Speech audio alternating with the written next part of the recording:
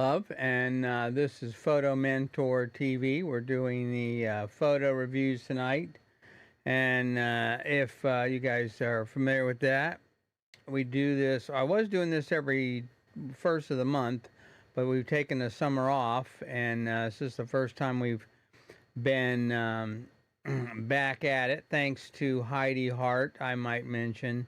Heidi, it's all your fault because you sent in some images, and I just couldn't resist not starting up the reviews again. So anyway, thank you very much for doing that. Um, it's been a while. It's been a couple of months, so hopefully I remember how to push all the right buttons and get everything on the air that you can hear me. We've got audio and all that kind of stuff. We'll see here. Anyway, so if this is your first time, thank you very much for joining. If it's not your first time, thank you anyway. I really, really appreciate you guys subscribing to the channel and also just being here and supporting what I'm doing. Real quick, little effort or quick background before we get started is if this is your first time here, I'm a commercial photographer. I do advertising, editorial work. Been doing this for over 30 years. And so the reason I started this, and also the reason I started Photo Mentor Academy.com in general, was because I just got tired of seeing people giving bad advice or wrong advice or, hey, go to YouTube, you can learn this stuff that way. You can't do, I mean, maybe you can, but most people can't. So anyway, the point was I wanted to be able to give people real advice on how to solve their problems, especially if you're a new photographer. And that's what we do here at Photo Mentor. So anyway, I could go on and on, but I'm not going to do that. So we'll get started here with the first review in just a second. The first one's from Heidi. Of course, she submitted 3 images, and we'll talk about those. But I want to let you know how I do these reviews. So the reviews are my complaint about people that post stuff on Facebook, for example, is a like or dislike does not help you. It doesn't tell you whether, number one, you don't know anything about the person that's giving you the thumbs up or the thumbs down. You don't know about their background. You don't even know if they own a camera, for that matter. Number two, it really doesn't give you any creative or any input. And number three, most of the input is all technical. And you'll find tonight, as an example, I don't really give a lot of technical advice. And the reason I do that is on purpose. The reason is the technical stuff is the easiest thing to teach. It's so simple. It's, typically it's changing a dial, changing a setting, you can fix something. You can go to auto in most cameras and get better images. So that's not the reason I talk about the technical stuff. I don't talk about the technical stuff. What I do talk about, though, is primarily the 7 elements in art. And this is what we use to discuss the images. And if you're not familiar with those are line, shape, form, space, texture, value, and color. And every image, whether it be a painting or even a film or a photograph, has one or more of these elements in it. And those are the things that make up an image and that will really make a difference in your work. So those are the things that I focus on. So I don't know what's going on with my camera tonight here. It's all wacko going in and out of focus, which is probably a lot like me tonight. So that works out pretty well, doesn't it? Okay, anyway, so let's start with the first image. The first image we're going to talk about is one of Heidi's, and that is this one here. And first of all, let me give you some background. She claims that, let's see here, get her notes up, yeah. She claims that some of the things that she struggles with, first of all, Heidi's been shooting over 5 years, and she struggles with flash photography, and she's really trying to get better at it. Lighting is actually an interesting topic because it's my favorite subject and it's something I think I excel at. If you go to my website, leelove.com, you'll see almost I think 99.9% of all my images are lit, whether indoor, outdoor, it doesn't matter. And the reason is lighting allows me complete control over my images. So, Heidi, if you have questions about lighting, or any of you guys have any questions about anything, be sure and reach out. First of all, leave a comment. That'd be great below if you want to do that. Or you can reach me at Lee at photomentoracademy.com. You can always do that as well. Okay, let me see here. All right, so this is the first image that Heidi submitted, and it's an interesting image because she says she was at a county fair, walking along, taking pictures, whatever things look interesting, and she saw this little boy sitting there. Apparently, he is a friend of their son, and he was sipping on a lemonade, which I thought was pretty cool. And at first, he didn't see her. And that's when she got this first picture, which was really she thought was a special moment. Actually, I take that back. That's it. So this is the first one. He didn't really see her, but then when he did see her, she came out with this giant grin. He came out with this giant grin, which she thought was great and really created a special moment. I agree. I think the photo does a great job. It does create a moment, and it does create a little bit of a story there. So let me give you some input, Heidi, on some things you might want to do to improve this image. So first of all, let's see here. I think I have this set up. Yeah, okay. So we bring this into Photoshop. I can edit it here. So the first thing is, and this isn't really a technical thing, but would be to straighten it a little bit. I think, okay, that's pretty easy to do. And you can do that and straighten the image.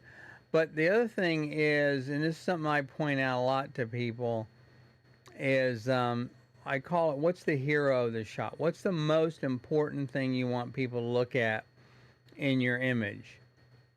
And that's what the first question you should ask yourself when you're looking at your image, especially when you're bringing it into your editor.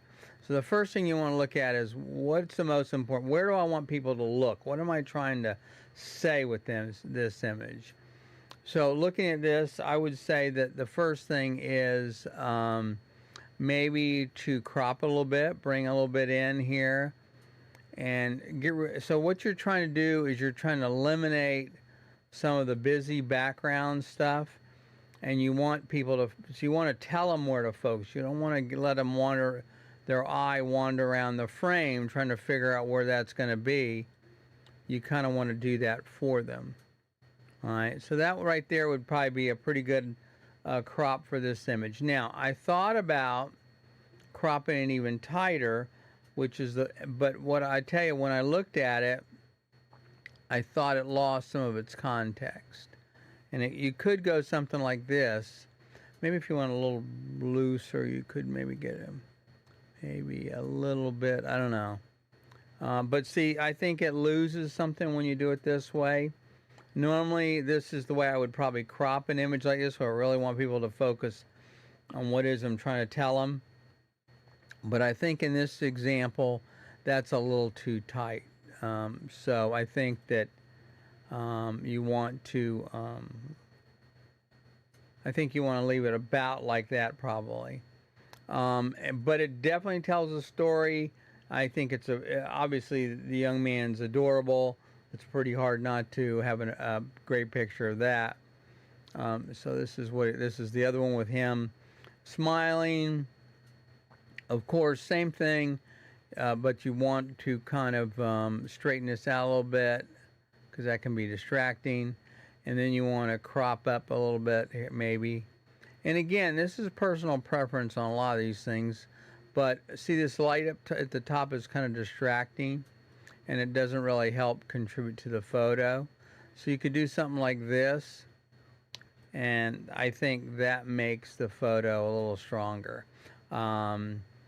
So I think that's a great image. I think you did a terrific job on this, and I wouldn't change a whole lot. I mean, there's a lot of people. Again, that's the problem. A lot of people can make a lot of technical examples, blurring the background, using a wider aperture. All those things could be done, but that's not really the point. The point is, what's the strongest thing in the image? And I would say, looking at this image, the lines, the wood there, and the lines in the across the floorboard really kind of draw your attention to the young man. They also give it a little bit of strength, or in other words, depth to the image, so that works. And space, that would be something we refer to as space when we're referring to the 7 elements of art. So it's a good image. I think nice job on this one. So no problem there at all. Okay, so let's look at the next one. The next one is this one right here, and this is possibly my favorite of the 3 that you submitted. Maybe not because it's black and white, by the way. Some people think that may be it. But black and white, first of all, let me talk about black and white photography for a second. When you're shooting something in black and white, it's very important to remember that it has to be very graphical. In other words, when you look at an image that works, you can't just take a color image and turn it to black and white. It doesn't work that way. It doesn't always. Sometimes it does, but most of the time it doesn't. If you look at a really strong black and white image, typically it has, again, we'll go back to it has a lot of value to it, meaning there's a lot of gradation in the blacks and versus the whites. It also has some texture to it many times, and also form. And I think that's really what makes these images work really well, is because you have to have that, or it just doesn't work in black and white. So just turning it to black and white doesn't make it quote unquote artsy. It really has to have some of these other elements in. I think this one does a pretty good job of that. The story behind this one is that what happens is when you're doing 4-H, you have to be responsible for the animals. You have to take care of them, you have to clean them, you have to clip them, you have to trim them. And so this was an image she felt was really documenting and showing that work behind it. And I agree. The way she summed it up, Heidi summed it up, was she thought this image really showed the artist at work.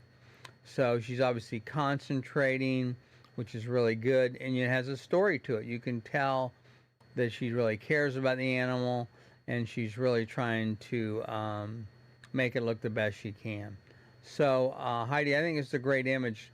What I would possibly do, though, again, let's go back here. If we're going to go here, you might, I don't know if you can, I don't know, see, if you crop it, you might lose the animal's face, and that could, I don't know if that would work or not. You could crop a little bit over here, not too bad. But I think you can still leave it this way. I think using the rule of thirds really works. You could also possibly try it like this and possibly see how that works. That may make it, that's pretty good. That's a kind of a, I kind of like that personally. That makes it a very strong image. Again, very graphical, right? It's not literal. It's an image that we're looking at. We can tell it's a cow. We can tell the young lady is trimming the hooves of the, not the hooves, but the hair around their ankles or their feet. And so that actually may work, that they're looking at that image. So good work on that. Nice job. So this is a good image, and you should be proud of this one. I'm sure the young lady would like it as well. Okay. This next one is one, and I totally understand where she's coming from on this, by the way. She said she was asked to take pictures of the buyers of an animal and some 4-H in the 4-H kids. And of course, the lighting in the barn, it looks like it's a lot of light, but there's not. And it's very difficult. So she brought her flash, which is something she's trying to learn how to use more of, and she bounced it off the ceiling. Now, I would be curious to see how tall the ceiling is, because you got to be careful. A couple things when you're bouncing a flash off a ceiling. Number one, what is the color of the ceiling? If it's wood, then it's going to pick up some of those characteristics of that ceiling. So if you're in a building that has a painted ceiling or something like that, you're going to get that tint on the subjects. That's the first thing. Second thing is, if it's too tall, then you really won't get much benefit for it. So what you can do is diffuse a little bit the light. You can even take a piece of tissue paper, what I always do is tilt the flash at an angle. You can take a 3x5 card or a piece of cardstock, and put that on the back of the flash with a rubber band. And what that'll do is that will bounce some of that light in. So what you're trying to do is you're trying to get little catch lights in their eyes, and you're also trying to improve a little bit of fill light, of course. And the other thing you'll find is that also makes the colors pop a little bit. Now, without going into too many details, because this could get complicated, I have a whole video on this I should probably put up here for you. But keep in mind, when you're working with flash, what happens is the flash reads the camera settings. It looks at the camera settings, and this determines how much flash it needs. So if you have a higher ISO, that's going to tell. If you turn the ISO up, the camera's going to tell. That's going to tell the camera, oh, I don't need a lot of flash, and that's going to be good. So what you're trying to do there is balance the amount of flash to the ambient light. You really kind of want maybe 50-50. If you're outdoors, maybe you want a little more than that. But that's the idea. So by using the settings on the camera, you actually can tell the flash to go up or go down. Or here's a trick that I do. I will turn the flash off. I will go to aperture priority. I'll pick my aperture. I'll take a shot, figure out what I want. Hit the aperture. Take an image. Look at what the readings say. So in other words, you're just basically using the light meter of the camera to tell you what the camera thinks the settings are going to be. Let's just say, for example, it's 1/25th. 1/25th at f8. I don't know, f2.8, whatever. Then go to manual, dial those exact same settings in, and then underexpose the image just a little bit. So let's say the camera said on aperture priority or even auto, it said 3.5 at 2/50th of a second. What you would do then is you would go from 2/50th of a second to 1/25th of a second. So that's going to be one stop. I'm sorry, that's the wrong direction. You're going to go the other way. You're going to actually go. Is that right? Let me think about this for a second. I can't believe it. I don't know this. Yeah, you want to underexpose. You want to go from, let's say, 250 to 320, for example. It's about a half a stop. Or you could change from 3.5. The easiest things, go to manual, change from 3.5 to one stop down. So maybe like 4.5 or half a stop. Then turn your flash on, and then manually put your flash on manual, manually flash. You could try setting the flash on auto, and it should read those settings and decide how much flash it needs. But if you need to, if it's too much flash, go to manual on the flash, just dial the flash down a little bit. If it's not enough, dial the flash up. That gives you complete control over the lighting, and so as long as things don't change, you're going to be in good shape. Anyway, sorry, that's kind of like a long way around this thing. But this is a good image. I think you did a good job on this one. You got all the elements in there. You got the people. You got the animal. I don't know what else you could have done on this one, actually. You might have been able to maybe, let's see here, if we've gone, pull this back up. Oops, wrong one. Yeah, here we go. You might have been able, again, Mr. Crop here, I think I am.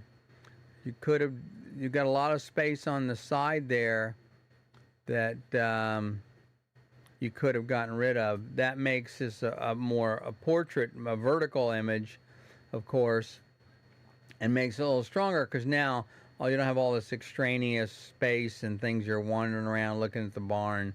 The barn's not important. Obviously, this bottom part's important. If it wasn't, you could, of course, eliminate that as well by going up something like that, but you would want to keep that. And then it sort of has, the ribbon sort of tells the story, but it loses a little bit of context again. So I would probably leave that in there. So, good job. All right. So, let's see. The next image. Before I go to the next image, I want to share with you guys something. Why this thing is doing this tonight? Okay. So, I know I haven't been around much lately, and the reason is, I know you probably think I'm out goofing off, which I'm not. I'm always working on some kind of crazy project. And one of the projects I've been working on is I'm always looking at ways to help educate you guys, to get more information across in a fun way. You're not, bored. So what I've done is I have come up with something, and maybe you guys aren't aware of it, called Photo Mentor Trivia. And it's a way for you guys to learn and also have a little bit of fun. So I'm going to show you, hopefully, what that looks like. Let's see if this is going to... should work. Let's see if how this goes here. See if you can hear this or not.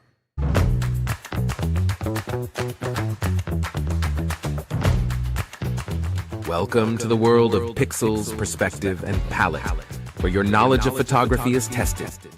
This is the Photo Mentor's Ultimate Photography Trivia Quiz. I'm your host, Charlie Clickster, here to guide you through this panorama of questions, quizzing your memory, challenging your understanding, and putting your knowledge to the ultimate test. Here are the rules. I will display a question and you will have 10 seconds before the answer is revealed. Are you ready? Who invented the first commercially successful instant camera? A. George Eastman. B. Edwin Land. C. Louis Daguerre. D. Thomas Edison.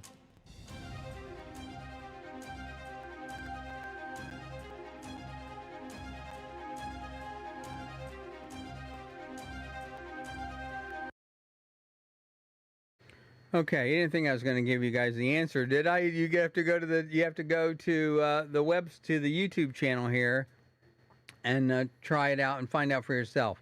So there's three quizzes on there right now. I'm going to be working on some new ones for you. But anyway, so if you go in there and try the quiz, you'll have a little bit of fun. There are 10 questions each, except for the first one. There's only 5 there. It was kind of a test.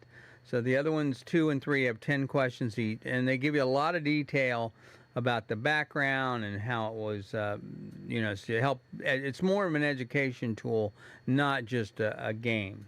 Okay. So the other thing I wanted to show you, was a little thing I came up with. Let's see if you guys. This is my buddy Cam, who's my nemesis. My name is Cam, and back in my day, we had to walk 15 miles uphill in the snow just to snap a decent photo. None of these fancy gadgets you folks use today. And what's this talk about, a Photo Mentor Trivia Quiz? Sounds like a newfangled contraption. But I hear it's a good way to test how much y'all know about the good old days of photography. I bet most of you whippersnappers wouldn't know an aperture from a hole in the ground.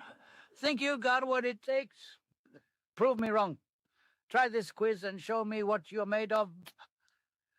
If you want to impress an old-timer and prove you are a real photographer like me, make sure you don't just click and flash. Subscribe to that. What's it called?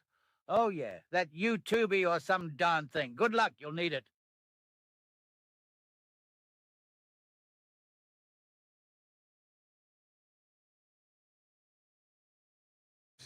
There we go. Let's try it again. There we go. That is my attempt at having a little bit of fun with this whole thing, making it a little more interesting. and poking fun at photographers and guys like me that have been doing this a long time. So anyway, check it out. It's on here on the YouTube channel again. Appreciate it if you would subscribe. It's YouTube, of course. You can go to youtube.com/photo or @photo mentor, and it'll take you right there. Anyway, subscribe to that. I think you guys will enjoy it. A lot of fun there. This camera thing's going crazy, huh? All right, so let's get back to it. So the other, see what else we've got here. So the other image. Okay, so this other image is a really nice image. This was done by Judy, and Judy does some amazing landscape work. I love her work, and she this is a photo she saw. It says, I saw movement in the petals as the summer comes to an end. Their natural descent from the beautiful flower into an aging seemed to be dancing their way into fall.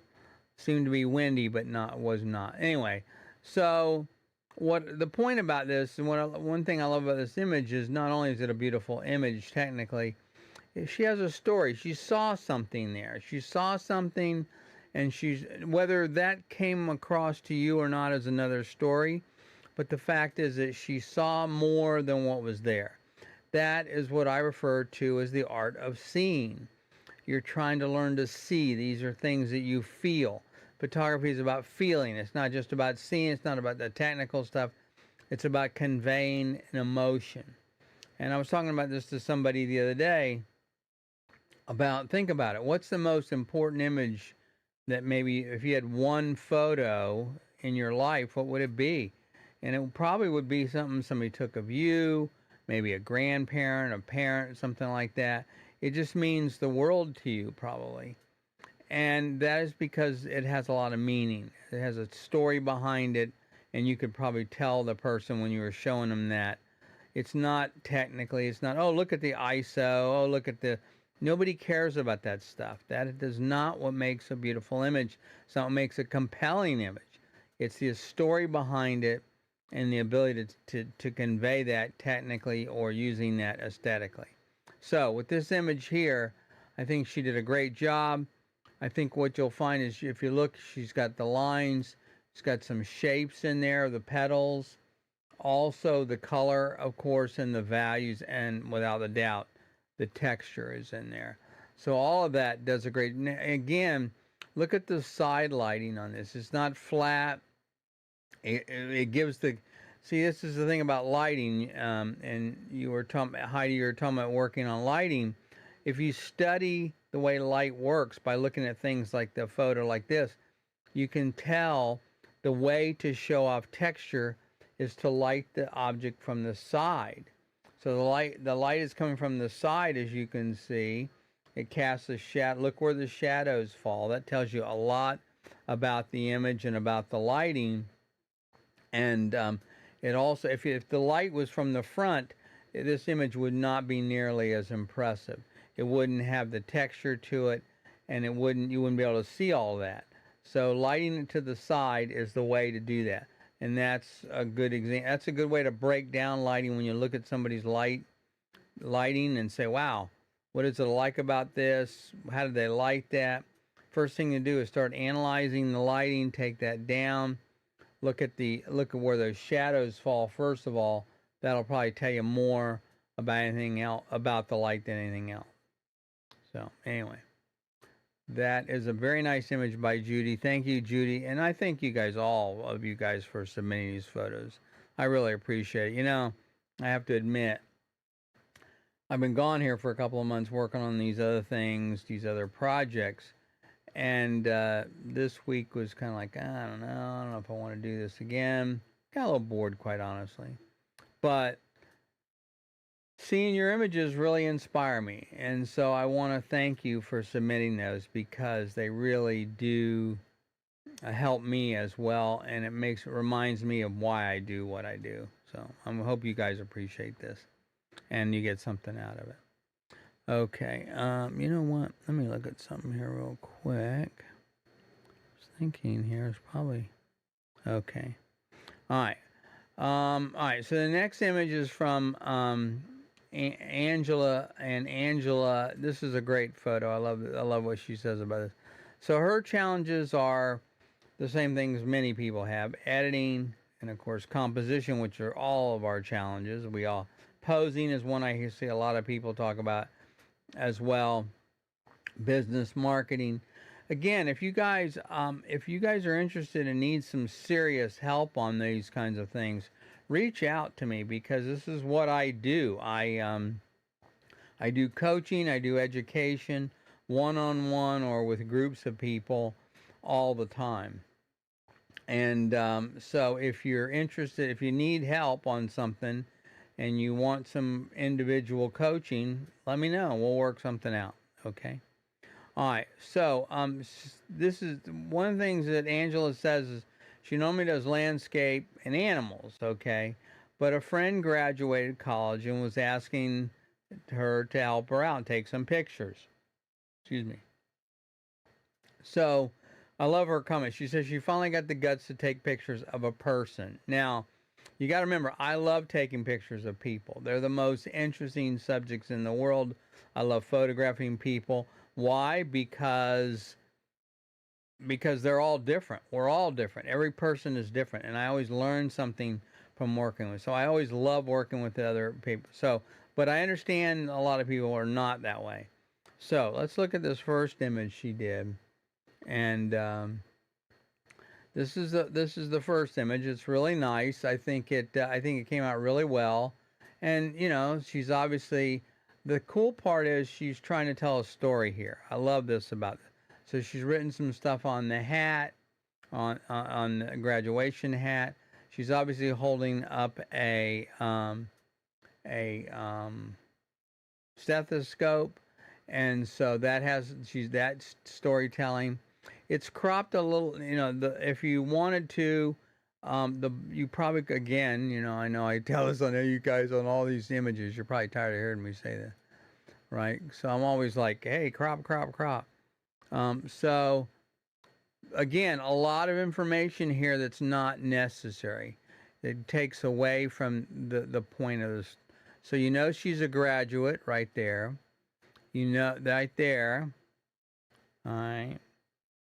And that probably tells more about the story. So she's a nurse practitioner.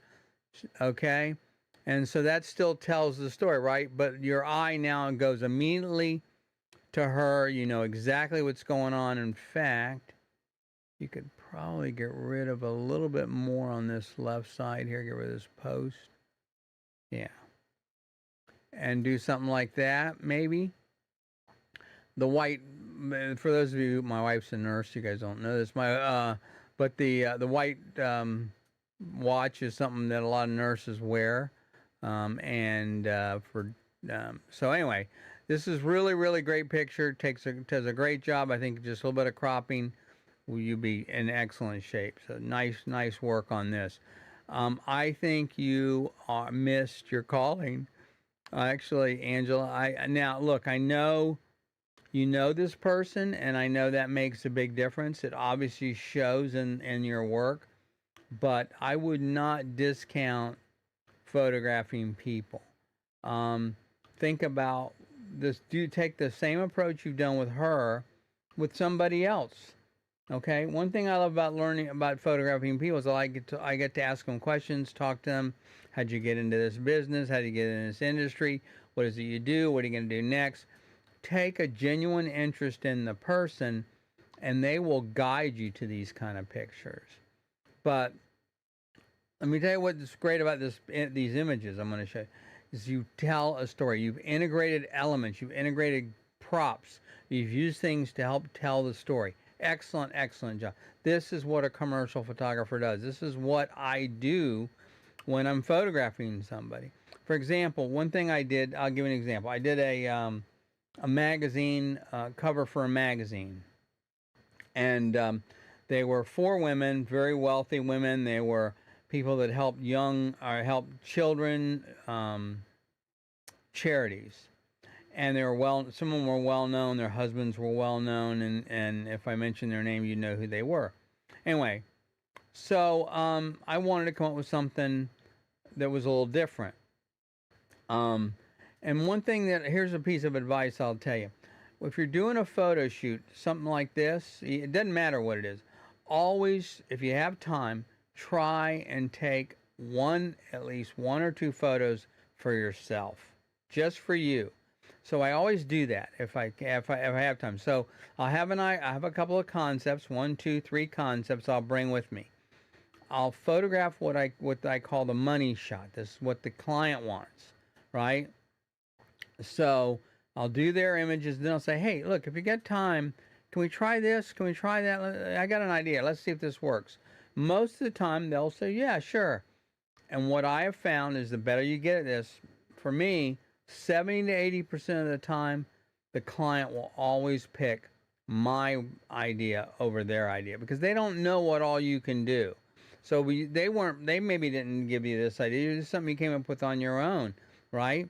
This is called creativity. This is what we get paid to do. This is what you want people to see, the kind of work you do. So anyway, I did this photo of these women. I did, they were on front of a white background, typical kind of thing. But I had stopped at a place called Michael's, which is a art supply or a craft place, arts and crafts place, and I picked up some finger paints along the way, and some plates, paper plates. And when I got there, I set them out and everything. And we did the photo shoot, and I said, hey, you guys got a couple of minutes, would you mind a couple more shots? They said, no. And I took these finger paints, and I poured them out in this paper plates. And the paper, they were red, blue, green, and yellow, I think. And I said, would you guys mind sticking your hands in these paints and holding them up to the camera? And they were like, well, no, but what about our jewelry? Because they had a lot of expensive jewelry on, of course. I said, okay, well, how about one hand? They said, sure, fine. So I also had them take and put their handprints on the paper, white paper background, and then hold that up. They loved it. And the magazine loved that was actually the image the magazine ran on the cover.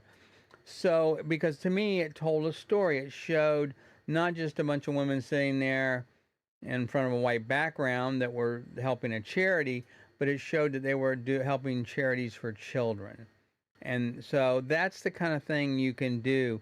That's what makes you a better photographer. Not how many prints you give people, not the price, not equipment you use. Those are the ideas people pay for. This is the idea, the kind of thing that, Angela, you want to do more of. This is what people will say, hey, we love the picture you did of Mary. Would you do something like that for us? And that's why photographers get hired. That's why well-known, successful photographers, that's why the Ann Leibowitzes and people like that get hired, because of their creativity, not because of the equipment they use or how many prints they give or images they use. So anyway, all right, let's go to the next one. This other one is even better, I think. And that is this right here. So again, same kind of thing. You're showing you're telling a story. I think the whiteboard or the blackboard was an excellent idea. Worked perfectly. It could be a little better maybe as far as the cutting off her toe, one thing. I'm not sure how I would fix that actually, but that's not important, quite frankly, because I think what is important is the concept. The concept works. So you could, I don't know, see if you cut this out, you might, looks a little weird, doesn't it? It might work that way. But again, keep that there. That gives that, because I see your lean line. In fact, you could have put a little bit more in the foreground. But right there, again, you could have put the, I forget what they call the tassel or the hat, and the graduation cap. Could have also been hanging off of the blackboard. That would have also helped. But the point is that you did a great job. I love what you did with this, because you're trying to tell a story. And not every image is gonna work, but the fact that you understood that and you were working on that is what makes these images fantastic. So excellent job, excellent job. And this last one is another good one, but not as good as the other ones. It's a little straight. But I understand what you're saying here. You told me you're trying to use leading lines. So obviously you're listening here a little bit, to which I appreciate. And so again, on this one, you're close. You're close. So what I would do is you want to try, the leading line should you want to maybe bring this in just, so what I try and do is when I'm doing leading lines, I try and put one corner of the leading line right in the corner of the frame. So you see this now, it's set up to the right corner, your eye's drawn right to her. There's nothing else in the background really. You could, if you were, again, I'm being picky here, this is not, but if you were going to try and play with your flash, what you would do is you would take a shot of this without the flash, okay? You purposely underexpose it. So the background's just a little bit darker. So if this is, and her face would be just a tad dark. Then you turn your flash on and crank your flash up or down manually if you want to just give her the right exposure on her. And that would have given you even a better image because now you'd have had a little bit, you can do this a little bit in post. I could go through and darken the background. That would help a little bit. But anyway, excellent job. I love what you're doing here. I love you're trying to see leading lines, and I love that you're drawing your attention to the young woman. And so, great job. Just Angela, these are just fantastic images. Please do not give up on what you're doing with photographing people. I think these are great. So again, am I saying the images are perfect? No, but that's not the point. So the point is you're trying to learn to see. You're trying to imagine and you're trying to tell a story. That is so much more important than anything else you can do. Because this is how you're going to become a better and a more creative photographer. So excellent job. Okay, let's see here. Something else I wanted to tell you guys. Let's see if I've got any more notes. Maybe not. I think that's it. Yeah. So, again, let's see. Don't forget, if you guys, to check out Photo Mentor Academy. You can go to photomentoracademy.com. I think, is that here? Yeah, there we go. Of course. And Photo Mentor Academy, you can go to steps so you can learn about my whole process. So I have developed this system that teaches you backwards, what some people would consider backwards. I start with the concept of learning to see first, then learning to tell a story, then learning to worry about the camera and exposure, then worrying about processing. So a lot of people, I think, are doing this old school way, the way I learned in film days, where you had to learn, to start with the camera and the it was like, oh, get off auto. I don't care if you're on auto or not. In fact, I don't even care if you use your phone. Why? The most important thing is if you look at Angela's images, and I'll pick on her or even Judy's or anybody else's we looked at tonight, were not the technical issues. The issues were their ability to see and to come up with a concept and a story behind their photos. And that's exactly what I'm trying to teach people. So that is much more important than the technical aspects. Anybody can learn I can teach that to anybody. I've taught it to grandmothers, taught it to 13-year-old kids. So that's not the issue.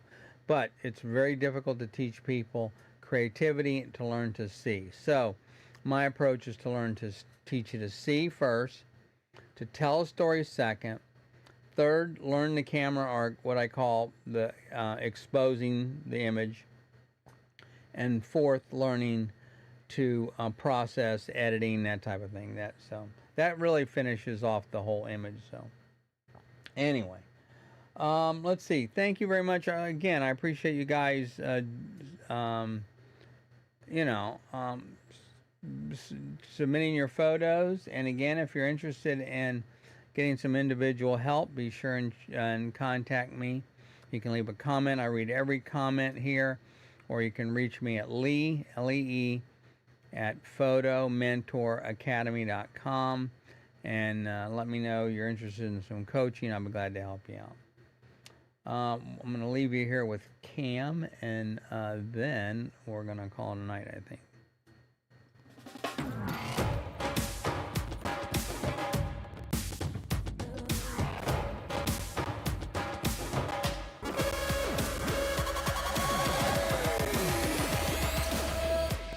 My name is Cam, and back in my day, we had to walk 15 miles uphill in the snow just to snap a decent photo. None of these fancy gadgets you folks use today. And what's this talk about? A photo mentor trivia quiz? Sounds like a newfangled contraption. But I hear it's a good way to test how much y'all know about the good old days of photography. I bet most of you whippersnappers wouldn't know an aperture from a hole in the ground. Think you got what it takes? Prove me wrong. Try this quiz and show me what you're made of. If you want to impress an old-timer and prove you are a real photographer like me, make sure you don't just click and flash. Subscribe to that. What's it called? Oh, yeah, that YouTubey or some darn thing. Good luck, you'll need it.